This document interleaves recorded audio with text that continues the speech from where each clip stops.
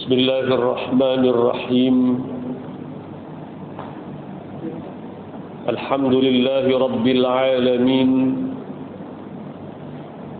والصلاة والسلام على أشرف الأنبياء والمرسلين وعلى آله وصحبه أجمعين سبحانك لا علم لنا إلا ما علمتنا إنك أنت العليم الحكيم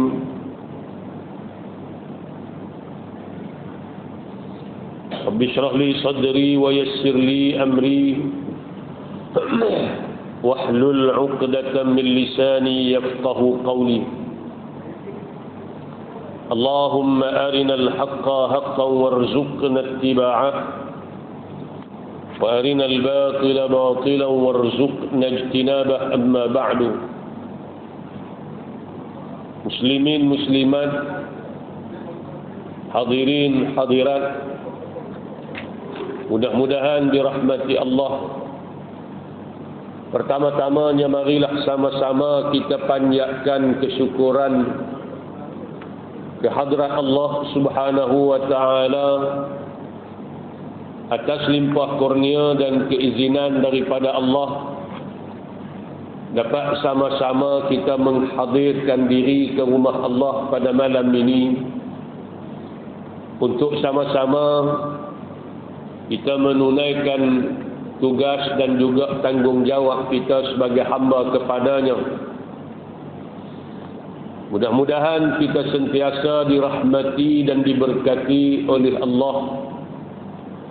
Hadirin yang dikasihi sekalian, kita sambung balik bacaan kitab At-Tibyan fi Adabi Hamalatil Quran, adab bersama Al-Quranul Karim, yang disusun oleh Al-Imam An-Nawawi rahimahullah.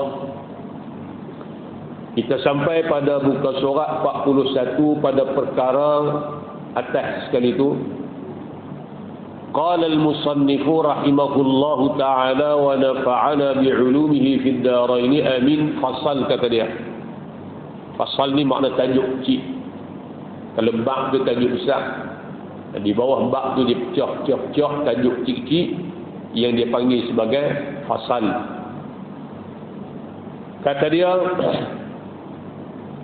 si murid pelajar tidak boleh belajar kecuali daripada guru yang sudah sempurna keahliannya, makna kelayakannya untuk mengajar. Nyata pegangan agamanya, makna kita tahu dari sudut latar belakang agamanya, jelas makrifahnya, pengetahuannya, dan terkenal sebagai seorang yang memelihara batas-batas agama. Muhammad bin Sirin, Malik bin Anas radhiyallahu anhuma, dan selain mereka itu telah berkata, ilmu itu adalah agama. Oleh itu perhatikanlah daripada siapa kamu mengambil agama kamu. Baik. Kata Imam Nawawi di sini, bila kita nak belajar ilmu, pastikan ilmu itu kita ambil daripada guru yang betul-betul layak untuk mengajar dan menyampaikan ilmu. Kita nak mengaji tajuk apa? Ilmu apa? Maka ambil ilmu tadi daripada guru dia. Tidak sembarangan. Saya nak mengaji semua. Orang panggil ustaz. Tak mesti ustaz boleh belakang. Ustaz-ustaz hari ni pun dia bidang masing-masing, tak macam alim ulama dulu. Ada bidang masing-masing, fiqh ada bidang, ada guru, ada orang dia. Quran ada orang dia, tauhid, usuluddin ada bidang, ada orang dia. Tasawuf, akhlak pun ada orang dia, bahasa Arab pun. Lagu itulah bidang apa pun. Kita tidak semua bidang kita boleh. Dan bila kita nak mengaji satu-satu perkara tadi ni, mengaji daripada guru yang benar-benar ilmunya boleh diambil dan dijadikan sebagai pedoman. Sebab ramai hari ini yang klaim kata dia reti, dia boleh mengajar, dia tahu, tapi bila dia mengajar ilmu tadi tak betul dengan disiplin, dia menyebabkan orang nak mengaji daripada dia sesat. dan boleh ilmu yang tak betul. Kemudian kata dia, pasal apa penting? Sebagaimana yang pernah disebut oleh Muhammad bin Sirin dan Malik bin Anas, kalangan tabi'in, dia berkata apa? Dalam satu kata-kata yang masyhur dia kata, al-ilmu dinun. Tak ada, dia tak bawa Arab dia. Al-ilmu dinun, ilmu itu agama. Betul tak betul amalan kita dalam agama bergantung betul tak betul ilmu yang kita ambil. Makna kata kalau ilmu tadi kita ambil daripada orang yang betul, tunjuk ajarnya kepada kita daripada sumber yang betul, lalu kita beramal dalam agama pun betul lah. Akidah betul, ibadah betul, akhlak betul. Pasal kita ambil daripada guru hak betul. Kan, guru hak betul. Tapi kalau ambil ilmu tadi daripada guru yang tak betul, sesat, maka kita akan beramal dalam agama amalan hak tak betul. Kita duk puasa kata betul, sedangkan itu adalah amal yang sesat daripada jalan yang sebenarnya. Sebab apa? Punca ambil daripada guru yang tidak betul pegangan dia, akidahnya, ilmu dia. Maka kata Muhammad bin Sirin, dia kata apa? Fanzuru amman ta'khuduna dinakum. Kena tengok daripada siapa kamu ambil ilmu kamu tadi ni. Baik bidang agama, baik bidang keduniaan. Kita tak boleh ambil sembarangan. Mengaji dalam bidang apapun dia ada ahli dia. Dia ada pakar dia. Bila kita silap dia ambil ilmu tu daripada orang yang bukan ahlinya, maka sudah tentulah ilmu tadi kita akan dapat dengan jalan yang tak betul dan kita beramal pun dengan cara yang tak betul. Lebih-lebih lagi ilmu agama. Bila mengaji ilmu agama ni, mengaji daripada hak betul-betul boleh mengajar agama pada kita. Nak mengaji Quran, cari tok guru Quran betul. Nak mengaji fiqh, cari tok guru hak boleh mengajar fiqh betul. Bukan semua orang boleh mengajar. Nak mengaji tentang ilmu tauhid sifat 20, cari daripada guru-guru yang betul-betul boleh mengajar sifat 20. Baru betul fahaman kita terhadap akidah, tauhid, usuluddin dan juga ilmu-ilmu yang lain. Maka kata Imam Nawawi di sini, penting tak pentingnya sehingga ulama mengatakan ilmu itu adalah agama, al-ilmu dinun.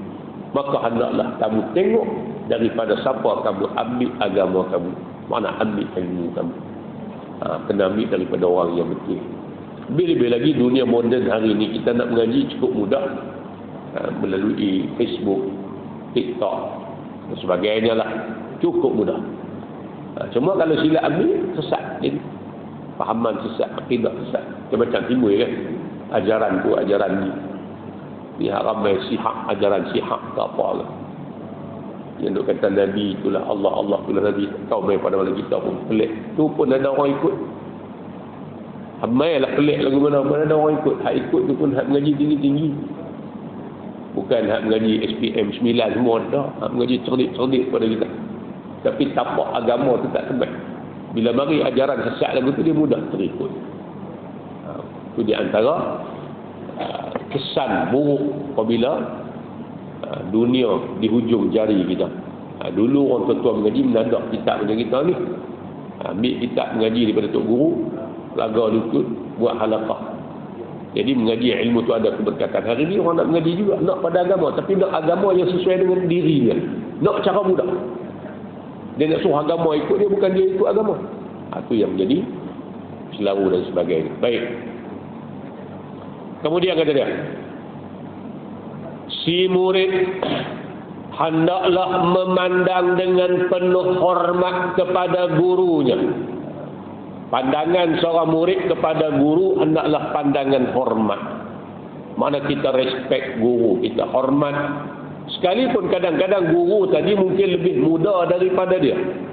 Soal muda, soal umur itu cerita lain. Tapi pasal dia guru kita, dia mengajar ilmu pada kita dan kita dapat ilmu yang manfaat daripada dia, maka hendaklah kita ni hormat dan meyakini kesempurnaan keahliannya dan kelebihannya terhadap rakan-rakannya yang lain. Dengan demikian, dia akan mendapat manfaat yang lebih daripada gurunya. Sesetengah orang-orang terdahulu apabila mereka pergi berjumpa gurunya, dia akan bersedekah kepada gurunya dan berkata, yakni berdoa, ya Allah, Engkau sembunyikanlah kelemahan guruku daripadaku, dan janganlah Engkau hilangkan keberkatan ilmunya daripada aku. Sebahagian daripada adab orang-orang dulu mengaji pasal apa? Berkat. Yang antaranya apa dia? Kata dia di sini, orang-orang dulu ni bila berjumpa dengan guru yang mengajar kepada dia, yang mengenalkan dia dengan ilmu, dia akan beri sedekah kepada guru dia. Mungkin dalam bentuk duit ringgit, mungkin dalam bentuk benda dan sebagainya lah. Kemudian dia berjumpa, dia berdoa dan dia minta pada Allah, ya Allah, Allahumma astur aiba mu'al-aiba. Ya Allah, ya Tuhan kami, Engkau tutupkanlah aib kelemahan guru kami daripada pengetahuan kami. Guru kita siapa pun, dia manusia, dia ada kekurangan, dia ada kelemahan, dia ada buat silap, sebab dia manusia, dia bukan Nabi, dia bukan Rasul. Cuma kita sebagai anak murid ni, kita tak mau benda hak sudut tak elok tu. Dan kalau boleh kita tak mau ambil tahu, sebab kalau kita tahu menyebabkan kadang-kadang pandangan kita ke dia tadi hilang rasa hormat ke dia. Maka orang dulu-dulu berdoa pada Allah, ya Allah, Engkau tutupkanlah keaibannya daripada diketahui oleh aku, dan janganlah Engkau hilangkan keberkatan ilmunya daripada aku, jangan pula Engkau hilangkan barakah ilmunya daripada aku. Dua benda yang orang dulu minta pada Allah, ya Allah, aib guru aku, dosa dia, kelemahan dia, aku tak mahu tahu, tolong tutup daripada pengetahuan aku. Dan ya Allah, janganlah Engkau hilangkan keberkatan ilmunya kepada aku. Barakah ni penting, tuan-tuan. Barakah ni cukup penting, cukup besar dalam kehidupan kita, dalam ajaran agama kita. Apa makna barakah? Ziyadatul khair. Ziyadatul khair makna bertambah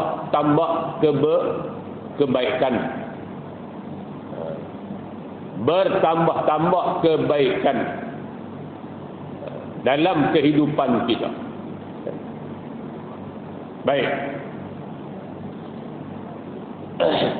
Di antara maksud keberkatan yang disebut oleh para ulama, di antara maksud keberkatan oleh alim ulama yang ulama sebut kepada kita, barakah ni adalah merupakan satu tentera daripada tentera-tentera Allah Subhanahu wa taala. Ya. Yang bila dia masuk ke dalam harta kita, maka harta itu akan jadi baik. Beri kebaikan, dekatkan kita dengan Allah. Bukan menjauhkan kita daripada Allah dengan sebab harta tadi. Bila berkat barakah tadi masuk kepada umur kita, maka umur kita pun jadi baik. Kita habiskan umur kita pada kebajikan. Bila barakah tadi masuk pada apa? Pada ilmu kita, ilmu yang diberkati, maka ilmu kita makin bertambah, makin dekat kita dengan Allah, makin baik, makin beri manfaat, bukan makin jauh kita daripada Allah. Ada orang makin jauh daripada Allah bila makin bertambah ilmu. Nabi sebut, man izdada ilman wa lam yazdad hudan lam yazdad min Allah illa bu'da. Siapa makin bertambah ilmunya, ilmu makin banyak, mengaji makin tinggi, tapi tidak bertambah hidayah petunjuk kebaikan dia, maka dia sebenarnya tidak bertambah dekat dengan Allah, tetapi bertambah jauh daripada Allah Subhanahu wa taala. Bila berkat dimasuk kepada anak-anak jadi baik, anak soleh, taat pada ibu bapa, sembahyang, tak tinggal aurat, tutup, keluarga jadi harmoni. Pasal apa? Anak-anak tadi anak-anak yang ada keberkatannya. Itu yang kita nak barakah tadi ni. Maka di antara tradisi amalan orang-orang dulu bila dia berjumpa dengan guru-guru dia minta pada Allah, ya Allah, kalau guru aku ada buat aib, salah, dosa, tolong tutup daripada diketahui oleh aku. Aku tak mau tahu. Sebab kalau aku tahu nanti aku akan memandang rendah dan aku pandang sebelah mata dengan dia. Dan ya Allah, doa juga, janganlah engkau hilangkan keberkatan ilmunya daripada aku. Mana ilmu aku duk mengaji dah daripada dia tu, aku dapat dah, tolong beri keberkatan pada ilmu tersebut. Bila ilmu ni jadi barakah, dia beri kebaikan pada kita, manfaat. Kita boleh kongsi dengan orang lain. Ilmu yang kita sampai pada orang lain pun orang lain mudah faham, mudah terima. Pasal berkat tadi. Kan? Benda yang Allah beri semata-mata daripada kurniaan Allah. Baik. Ar-Rabi', seorang rakan Imam Syafi'i berkata, Ar-Rabi' salah seorang daripada teman, rakan, kawan kepada Imam Syafi'i rahimahullah, juga anak murid dia. Dia pernah kata, aku tidak berani meminum air jika Syafi'i melihat kepada aku, kerana kehebatan Syafi'i di sisi aku, pada pandangan aku, pada tanggapan aku.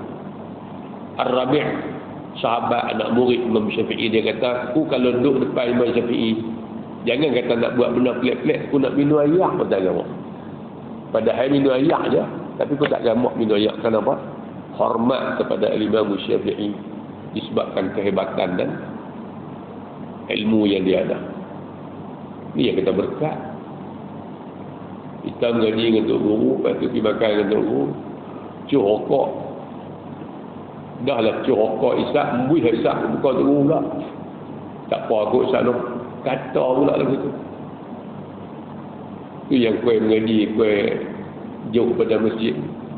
Kan? Berkat tu penting. Ustaz tu nak kata apa? Tak apa, tak apalah. Kan? Kata lagu tu tak boleh. Sebab tu penting adab tadi ni. Barakah. Bila kita mengaji ni ilmu agama. Padahalnya Ar-Rabi', kalau dia minum air, apa masalahnya? Minum air je, tapi dah kerana hormat pada Imam Syafi'i. Kerana dia mengaji dengan Imam Syafi'i, dapat ilmu, dapat kawan dengan Imam Syafi'i pula.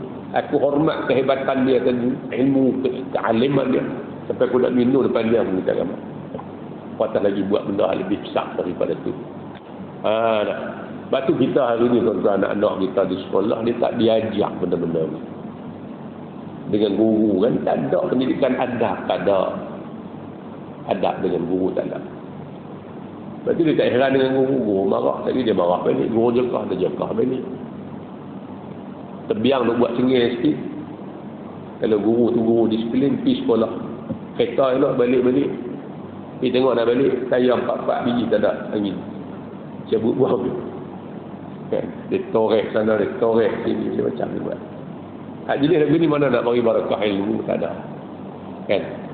Itu penting, berkat tu penting. Apa pun kita buat, ilmu biar dapat ilmu yang berkat, harta yang berkat, keluarga yang berkat, umur yang berkat. Bila ada benda ni, makin dapat, makin tambah kebaikan dalam kehidupan kita, bukan makin jauh daripada Allah. Jangan duk cari semata-mata duit saja. Kita tak nampak barakah tadi. Kalau duk cari duit, dapat tak dapat, sampai sembahyang apa pun tak. Mana nak mari keberkatan? Rezeki itu Allah bagi kat kita. Tapi kita makan telan rezeki dia tiap-tiap hari, tapi kita lupa nak buat tanggungjawab. Nak tunai apa yang dia suruh kat kita. Tapi kita nak makan hak dia bagi. Dia suka ke dia murka? Sudah tentu dia murka. Dia bagi juga sudah sebab. Dengan sebab sifat Ar-Rahman dia bagi. Bismillahirrahmanirrahim. Kita nak baca dengan nama Allah yang Maha Pemurah.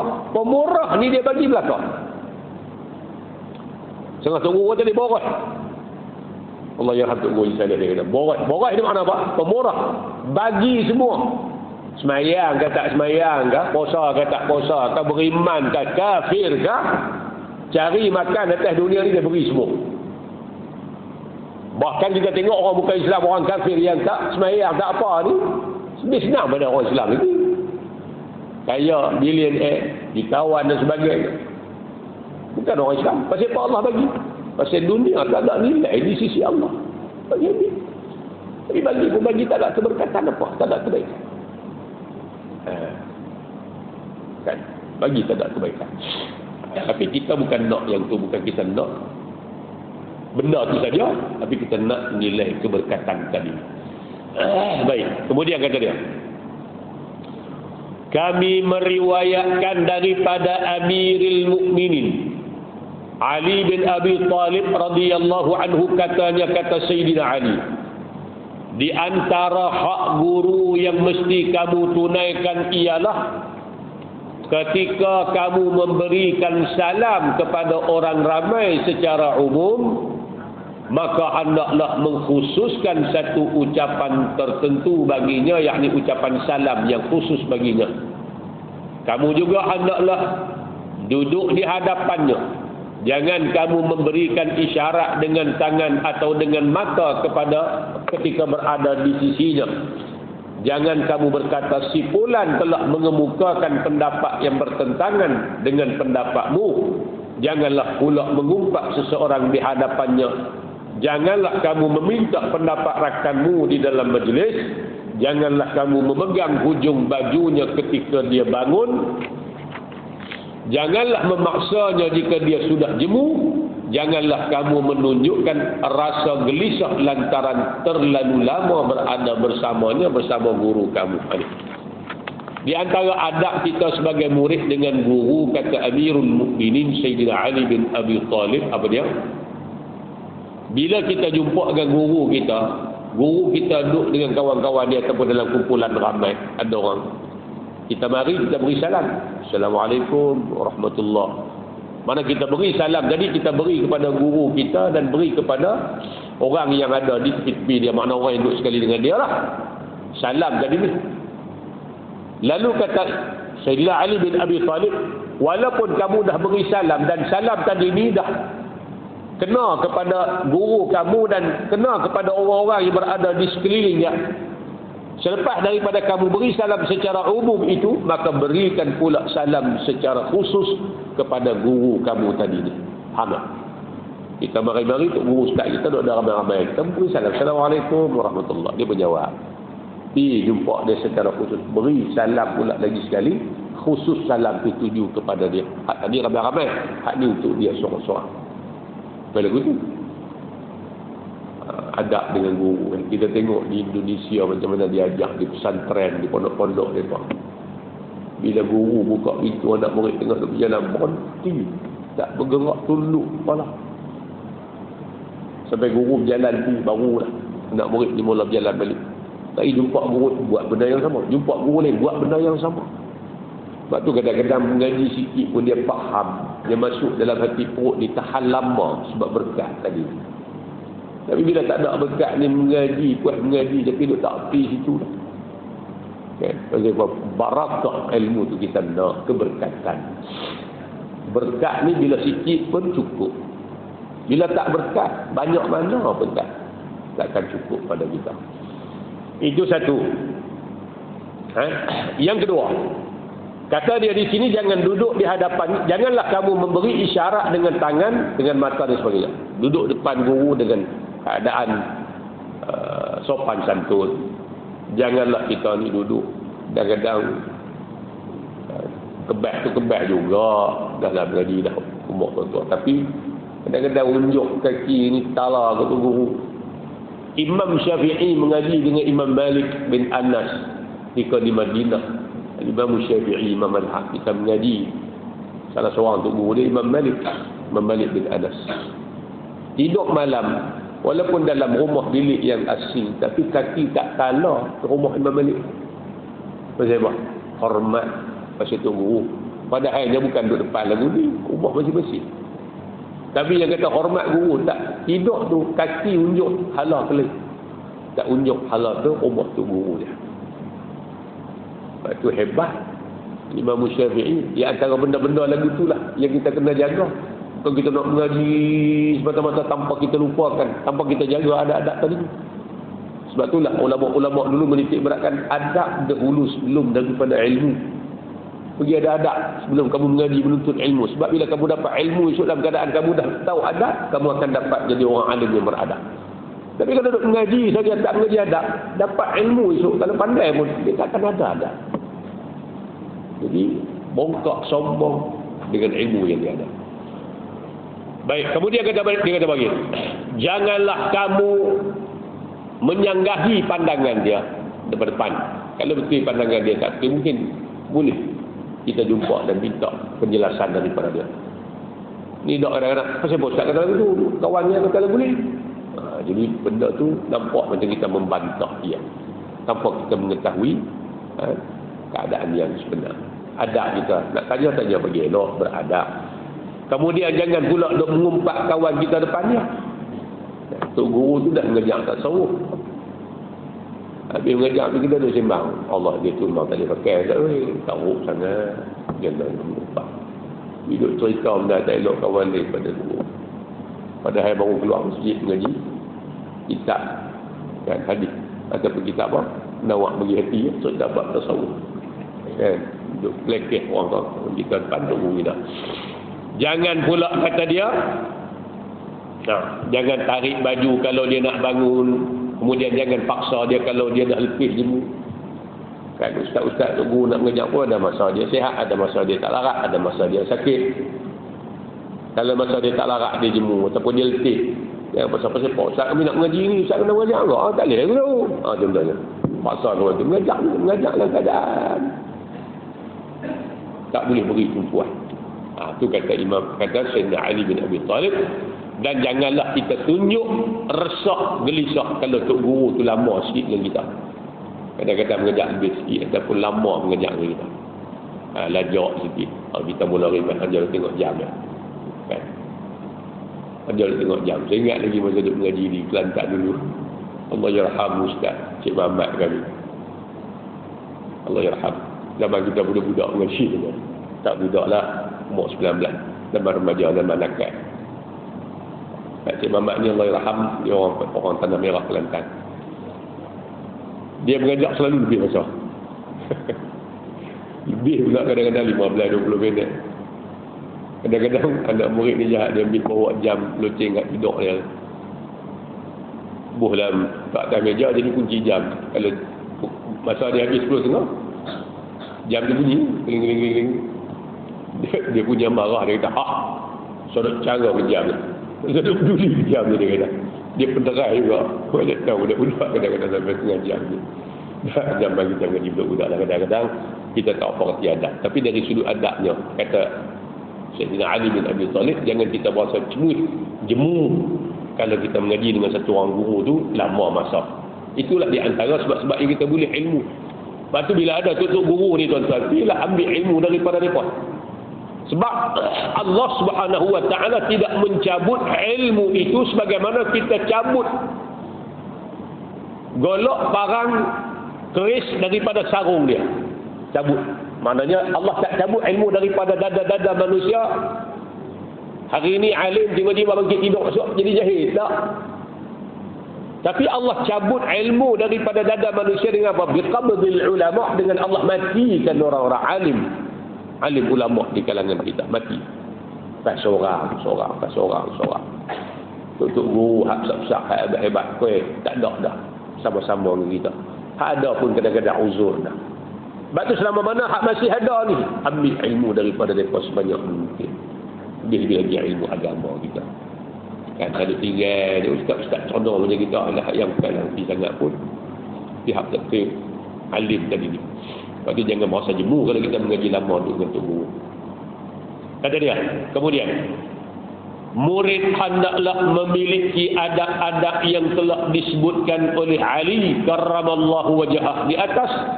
Apabila gurunya mengumpat di dalam majlisnya, dia hendaklah menegur jika mampu. Jika tidak mampu, dia hendaklah meninggalkan majlis itu. Ada di lain segi ayat dia. Kalau kita tengok dalam nuskah lain kitab ni, apabila guru kita diumpat dalam satu majlis, kan? Kalaulah orang kata guru kita, ustaz kita dengan perkataan yang tidak baik, cerita yang tak elok pasal dia, hendaklah kita tegur. Betul kan? Tegur. Kalau ada bercakap tu, sama ada suruh tak payah bercakap benda tu. Kadang-kadang kalau ni orang tak cakap depan, orang bercakap dalam grup, kan, WhatsApp dan sebagainya, tegur. Kadang-kadang kawan-kawan kita ni dia tak sedap benda dia cakap tu, benda melibatkan batang tubuh orang lain yang boleh jadi ribah ataupun mengumpat. Tegur dia. Bila-bila lagi kalau melibatkan guru kita yang kita ambil ilmu daripada dia, kena pertahankan guru kita. Betul kalau guru kita ada salah sekalipun, ini bukan ruang untuk kita bercakap pasal kelemahan dia. Kalau seandainya kita tegur pun tak jalan, tak makan, boleh tegur pun peling sekali lagi, maka hendaklah kita meninggalkan majlis itu. Kalau dunia hari ini kita boleh like grup kan, contohnya cakap benda-benda merapu pasal orang dan sebagainya, kita boleh like grup. Pasal apa? Pasal kita duduk dalam tu pun tambah dosa, tambah benda-benda yang tak elok atas diri kita. Kena ada pendirian tu. Jadi kita ni kadang-kadang lihat lagi dia pun kata apa pula, siap tu. Siap tu kadang-kadang tak ada tempat. Jadi benda-benda macam ni perlu diambil perhatian. Lebih lagi bila yang diumpat itu ialah guru yang memberi ilmu pada kita. Itu kata Imam Nawawi. Fasal kata dia. Dia hendaklah menuntut ilmu daripada guru yang mempunyai sifat-sifat kesempurnaan seperti mana yang telah disebutkan, berada dalam keadaan bersuci, menggunakan kayu sugi, hati yang tidak diganggu oleh sebarang perkara yang boleh mengganggu. Kata dia, mengaji ilmu daripada guru yang sempurna sifat kesempurnaannya, yang ada sifat kesempurnaan. Sebagaimana kita bincang tadi ni, di antaranya apa dia? Guru juga duduk dalam keadaan bersuci. Kita pun hak ngaji pun kalau boleh sebaiknya dalam keadaan bersuci. Walaupun tak wajib, tapi berwuduk suci daripada hadas. Si hadas besar itu lebih baik sebab kita nak mengaji berkat ilmu. Guna kayu sugi, makna gosok gigi, bersih gigi, bersugi. Kemudian hati kita tidak diganggu oleh perkara-perkara yang mengganggu. Kepala otak kita ni tak ada fikir benda lain. Baru kita boleh tumpu tadi. Tapi kalau duduk mengaji, kepala otak, badan je duduk talih, kepala otak duduk talih, fikir benda tu, fikir benda ni dan sebagainya, maka tak ada tumpuan. Ustaz mengajar pun kita tak faham. Dan itu kata dia tidak boleh masuk menemui gurunya tanpa terlebih dahulu mendapat keizinan jika gurunya berada di tempat yang memerlukan keizinan. Kalau ustaz atau guru tadi berada pada tempat yang perlu, kita minta izin di rumah dia, di bilik dia. Nak kita ngaji di mesti kan, kalau pensyarah-pensyarah dia ada bilik-bilik dia, nak pergi jumpa, ketuk pintu beri salam. Dia kata masuk, masuk. Dia tak bagi masuk, baliklah. Ataupun hari ni boleh buat, mas mudah je WhatsApp, Ustaz, jumpa Ustaz boleh dah, minta izin dulu. Itu adab, kan? Sama lah, kita nak jumpa guru kita hak leleh pun, nak ngajak kita Quran dan sebagainya, nak jumpa, nak tanya masalah, kan? Kadang-kadang WhatsApp tu nama pun tak abang tu dia. Assalamualaikum, ni nak tanya soalan ni, boleh tak boleh? Tengok nombor tak kena. Abanglah dulu nama siapa, duduk di mana. Mudah kita nak sembah. Ni dah. Itu ada kadang-kadang kita kena jaga. Dia hendaklah memberikan salam kepada semua hadirin dan mengkhususkan ucapan tertentu untuk gurunya. Begitu juga ketika meninggalkan majlis itu, dia juga hendaklah memberikan salam sebagaimana dinyatakan di dalam hadis. Kedua-dua keadaan di atas ketika datang dan ketika meninggalkan adalah dituntut supaya memberikan salam. Baik. Kalau kita duduk dalam majlis atau kita mari jumpa tu guru kita, beri salam ke dia. Beri salam dah ke orang ramai, beri salam khusus pula ke dia sekali lagi. Lagi kalau kita nak balik awal, nak tinggal majlis pun, beri salam juga. Maka beri salam ketika nak balik meninggalkan majlis kepada orang yang ada dalam majlis tu, dituntut sama seperti mana kita dituntut memberi salam waktu kita sampai dalam majlis ataupun waktu kita mula sampai tadi. Jadi kita pergi ziarah orang di rumah sebagai contoh, sampai beri salam. Nak balik sekali lagi pun, Assalamualaikum warahmatullahi wabarakatuh. Beri salam juga kita balik. Maknanya mula dengan salam, habis pun dengan salam. Mengajar pun lagu itulah, mula dengan salam, habis tutup kan, dengan salam. Kuliah ke, ceramah ke, ucapan kita mula dengan salam, tutup dengan salam. Sebagaimana dituntut salam pada permulaan majlis, juga dituntut salam pada akhir majlis sebagai penutup doa kita. Tadi kata Imam Nawawi kan. Kemudian kata dia, Janganlah dia melangkah tengkok para hadirin untuk ke hadapan. Malah hendaklah duduk di belakang kecuali jika gurunya membenarkannya ke hadapan atau dia mengetahui bahawa hadirin yang lain lebih suka untuk memberikan keutamaan kepada dia. Macam masjid kita ni tak apalah, tak crowd, tak sesak. Tapi kalau tempat-tempat sesak, majlis ilmu sesak, kita main lewat.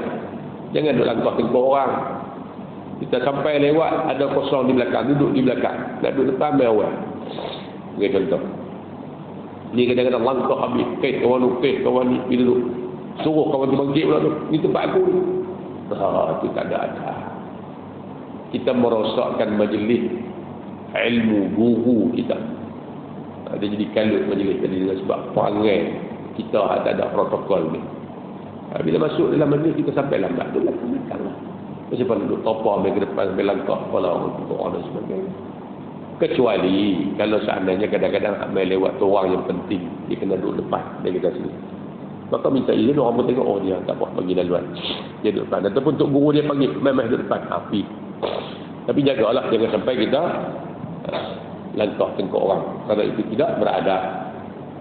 Baik, kemudian janganlah dia menyebabkan orang lain terpaksa meninggalkan tempat duduknya. Jangan pula kita jadi sebab orang lain terpaksa bangkit, kita lain. Kita main lambat. Tempat kita tu kita, mana boleh aku cup lah. Mana boleh aku cup lah begitu. So kawan tu bangkit, bangkit orang ni. Hambat orang pula, kawan tu sampai awal duduk semua. Takkah bermasam muka di antara dia dengan kita?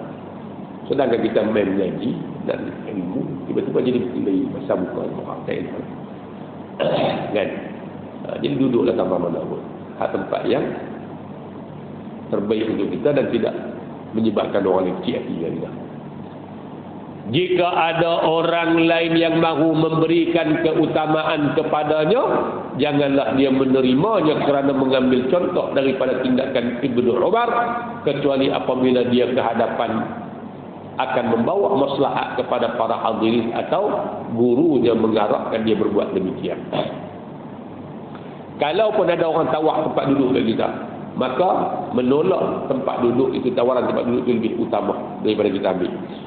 Karena sebagaimana yang berlaku kepada Abdullah bin Umar radhiyallahu anhuma. Kecualilah kalau kita tu perlu duduk tentu demi untuk maslahat kawan-kawan lain yang duduk dalam kelas tu, kerana ada kepentingan kita ataupun kepentingan kelas tadi ni, maka boleh. Tapi kalau orang kata main duduk ni, tak apalah, kamu duduklah. Aku main lewat, aku duduk belakang. Maka di situ kita dah mewujudkan suasana harmoni di antara kita dengan kawan-kawan sepengajian dengan kita. Tapi kalau kita main marah dia, bangkit, nampak di tempat aku, taklah berkelahi. Mesti berkelahi bukan tu. Nak mengaji pun tak dia. Pakai tak mengaji lah. Nak mengaji hati tu faham bukan kawan tu. Tak mengaji apa pun tak faham. Orang lain pakai tengok ni tak. Guru pun hilang tumpuan. Jadi banyak benda. Sebab tu disuruh kita jaga majlis. Baik, kemudian kata dia, janganlah dia duduk di tengah-tengah halaqah melainkan kerana keperluan. Janganlah dia duduk di antara dua orang tanpa terlebih dahulu mendapat keizinan kedua-duanya. Kalau mari tempat tu kosong, kiri kanan ada orang, tengah tu kosong, boleh duduk tak? Boleh, tapi minta izin dulu, tanya ada orang kat sini. Tak ada duduk. Jangan main buat lelak kita pergi duduk. Tarik kursi bunyi. Celah-celah tu anak telefon, angkat telefon. Assalamualaikum. Ayah dalam kelas ni. Tak usah angkat telefon tu. Ganggu habis kelas. Ustaz mengajak dengan suara dia. Contohnya. Tapi yang kita adab tadi ni. Kan?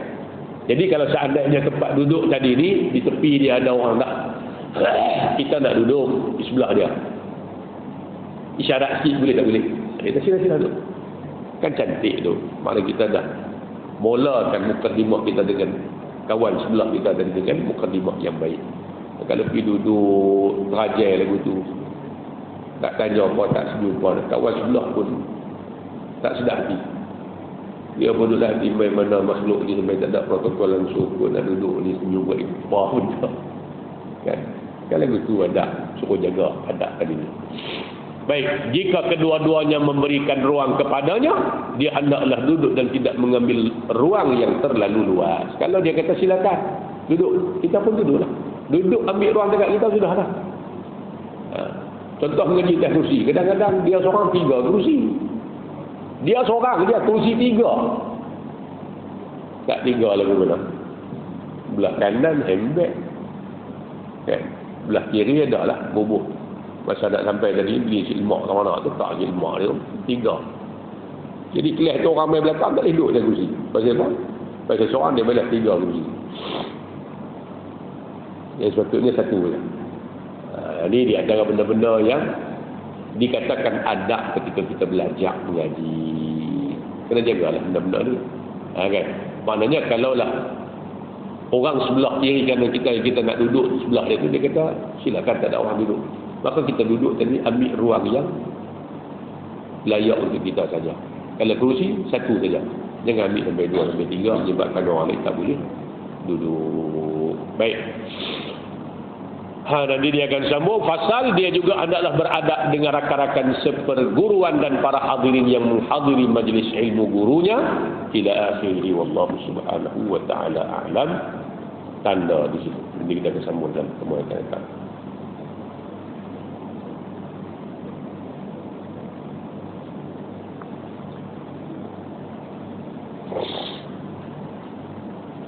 Bismillahirrahmanirrahim. Alhamdulillahi rabbil alamin wassalatu wassalamu ala asyrafil anbiya'i wal mursalin wa ala alihi wa sahbihi ajma'in. Allahumma arhamna bil Qur'an waj'alhu lana imaman wa nuran wa hudan wa rahmah.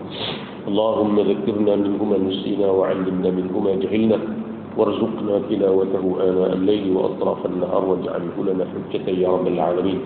اللهم إنا نعوذ بك من علم لا ينفع ومن قلب لا يخشع ومن عمل لا يرفع ومن دعاء لا يسمع. نعوذ بك من هؤلاء الأربع. ربنا آتنا في الدنيا حسنة وفي الآخرة حسنة وقنا عذاب النار. وصلى الله على سيدنا محمد وعلى آله وصحبه وبارك وسلم. والحمد لله رب العالمين. تقبل الله منكم ومنكم. تقبل يا كريم. السلام عليكم ورحمة الله وبركاته.